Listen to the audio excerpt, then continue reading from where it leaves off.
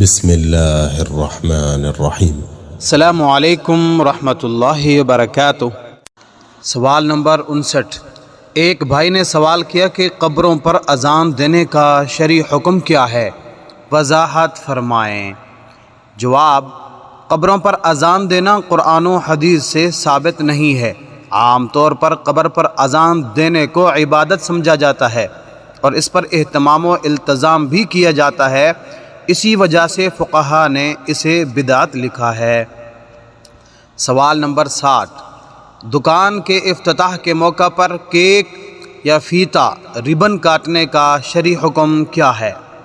جواب: کیک یا فیتا ربن کاٹ کر دکان وغیرہ کا افتتاح کرنے سے اسلام کا کوئی تعلق نہیں ہے، بلکہ یہ غیروں کا طریقہ ہے۔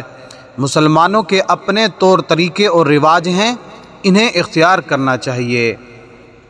اللہ کریم سے دعا ہے اللہ میں دین کی بات سمجھنے اور اس پر عمل کرنے کی توفیق عطا فرمائے، آمین۔ صدقہ جاریہ سمجھتے ہوئے ویڈیو کو لازمی شیئر بھی کریں۔ جزاک اللہ خیرا۔ Subscribe my channel, YouTube, Facebook, Instagram, Sohail advisor.